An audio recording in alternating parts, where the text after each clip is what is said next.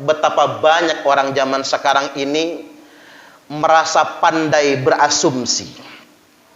Dia baru berasumsi, tapi dianggapnya sebagai sebuah fakta kebenaran. Lalu disebarkannya, akhirnya terjadilah ghibah. Wal ghaibatu asyaddu minaz zina, padahal ghibah itu lebih kejam daripada berzina. Setelah ghibah menyebar, maka jadilah fitnah. Wal fitnatu asyaddu minal qatli, dan fitnah itu lebih kejam daripada pembunuhan. Hati-hati, beragam pemberitaan yang sering kita dengar belakangan ini, jangan pernah berasumsi. Kita tidak tahu apa-apa. Hanya Allah yang Maha tahu. Jangan suka berasumsi, apalagi asumsi yang diyakini sebagai sebuah kebenaran, akhirnya akan menjadi fitnah. Dan yang jelas, cukuplah kalian dikatakan berbohong, kata Nabi, ketika engkau mengatakan semua yang engkau dengar. Kita meyakini, kita hanya mengatakan apa yang kita dengar. Semua yang kita katakan adalah semua yang kita dengar. Itu sudah cukup dikatakan pembohong. Apalagi kita hanya mengatakan apa yang kita katakan sebagai asumsi.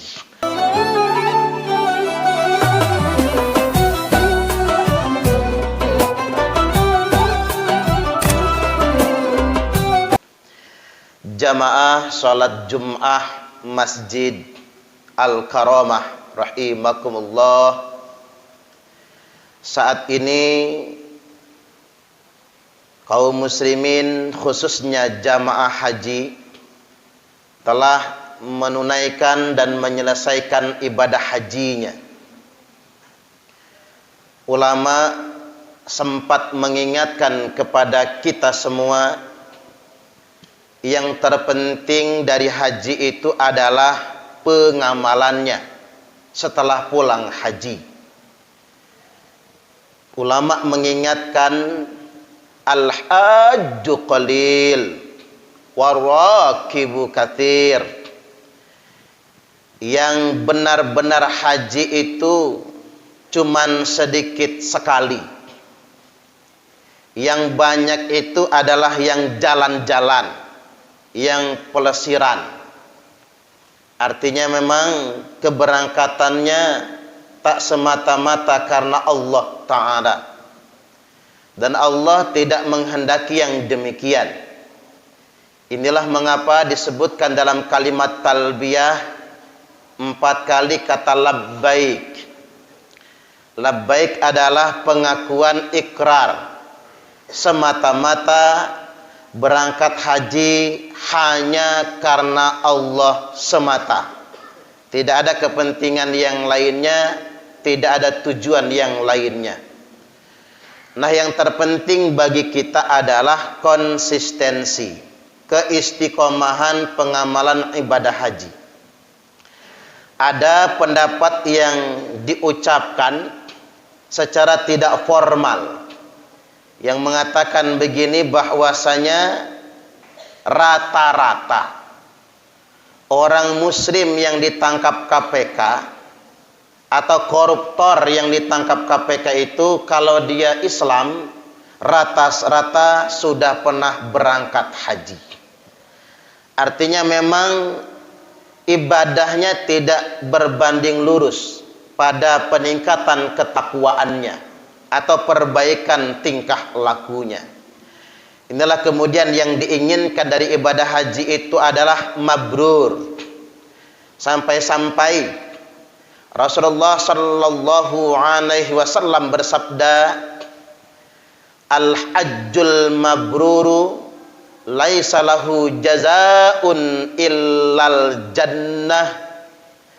Bagi haji mabrur, yang hajinya mabrur, laisa lahu, maka bagi orang yang hajinya mabrur tersebut, laisa lahu, tiada lain tiada bukan hadiah untuknya, illal jannah, kecuali pasti dia akan mendapatkan surganya Allah Ta'ala. Nah, terkait dengan ini, para sahabat kemudian bertanya kepada Nabi, Tentang apa itu haji mabrur? Nabi menjawab dengan bahasa yang sangat sederhana dan membangun kriteria yang tidak rumit. Beliau menjawab, al-hajjul mabruru, haji mabrur tersebut kata Nabi, it'amut ta'am, rajin bagi-bagi makanan, wa tayyibul kalam, dan perkataan yang baik-baik. Dalam keterangan yang lain juga Nabi ditanya apa haji mabrur tersebut, it'amut ta'am. Nabi mengulangi dengan kalimat yang sama, yakni rajin berbagi makanan, wa ifsya'us salam, dan membudayakan, menyebarkan salam. Jadi setidak-tidaknya ada 3 kriteria yang sederhana untuk mendefinisikan kemabruran tersebut. Yakni yang pertama, it'amut ta'am, rajin bagi makanan. Artinya jamaah Jum'ah rahimakumullah, yang diinginkan oleh Nabi itu adalah kedermawanan. Ada keterangan yang lain, sahabat bertanya, ayyul islami khair, apa sih Islam yang baik itu? Nabi juga menjawab dengan bahasa yang sama, yakni bagi makanan. Artinya ini menunjukkan tentang kedermawanan. Jadi agama ini jangan sampai kehilangan dimensi sosialnya. Inilah mengapa Syekh Abdul Qadir Al-Jailani berkata, sesuap nasi yang engkau masukkan ke dalam perut orang yang lapar itu lebih baik daripada membangun 1000 masjid jami'. Ini terkorelasi dengan sabda Nabi, la taqumus sa'ah hatta yatabahan nasu fil masajid. Tidak terjadi hari kiamat sehingganya manusia berlomba-lomba mempermewah masjid, berlomba-lomba mempermegah masjid. Atau dalam hadis qudsi disebutkan, Allah bertanya kepada hambanya di hari kiamat nanti, istat'amtuka falam tut'imni, wahai hambaku kata Allah, aku minta makan kepadamu, aku lapar, tapi tidak engkau kasih makan. Maka si hamba berkata, ya Allah, bagaimana aku memberimu makan? Wa anta rabbul alamin, sedangkan engkau adalah Tuhan semesta alam. Tidak mungkin engkau lapar, tidak mungkin engkau membutuhkan makan. Maka Allah menjawab, ada tetanggamu yang lapar, ada saudaramu yang lapar, minta makan kepadamu, tapi tidak engkau beri makan. Artinya memang keterangan ini ingin menyadarkan kita semua, beragama ini bukan seperti di atas menara Gading. Beragama bukan untuk kesombongan, beragama bukan untuk kemegahan dan kemewahan, tapi beragama adalah implementasi nyata dari ajaran Islam tersebut. Wallahu fi aunil abdi ma kana al abdu fi auni akhihi, dan Allah senantiasa menolong hambanya selama hambanya mau menolong saudaranya sendiri. Daripada umat Islam ini berdebat perbedaan madhab, daripada umat Islam ini dipecah belah oleh afiliasi politik dan lain sebagainya, lebih baik kita berpikir yang nyata-nyata saja. Bagaimana kita bisa berbuat untuk menolong orang-orang yang lemah. Kemudian ciri yang kedua dari haji mabrur tersebut adalah wa tayyibul kalam, perkataan yang baik-baik saja. Ini merupakan implementasi orang yang bertakwa. Sejatinya takwa itu hahuna, di dalam dada. Tidak ada yang tahu kecuali cuman Allah Subhanahu wa taala. Tapi ukuran yang paling nyata bagi orang yang bertakwa adalah orang yang sanggup mengendalikan lisannya sendiri.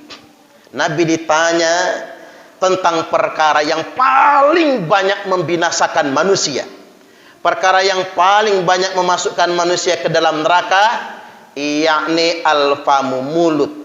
Orang yang tidak mampu menjaga lisannya.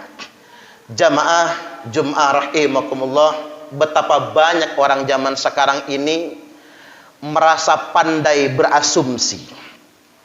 Dia baru berasumsi, tapi dianggapnya sebagai sebuah fakta kebenaran.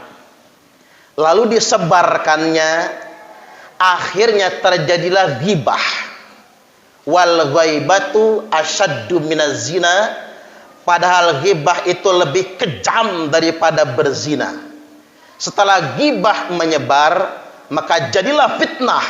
Wal fitnatu asyaddu minal qatli, dan fitnah itu lebih kejam daripada pembunuhan. Hati-hati, beragam pemberitaan yang sering kita dengar belakangan ini, jangan pernah berasumsi. Kita tidak tahu apa-apa. Hanya Allah yang maha tahu.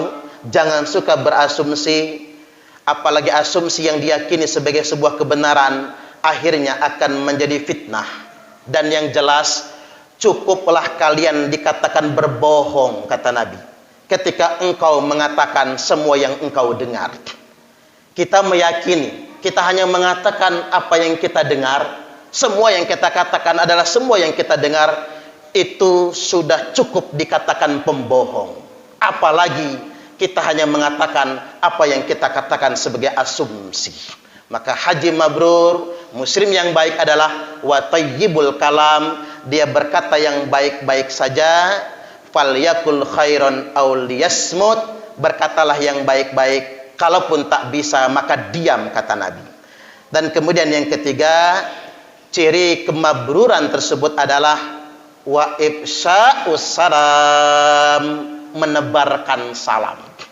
Bahkan jamaah Jum'ah mengucapkan salam ini, wa taqra'us salama ala man arafta wa man lam ta'rif.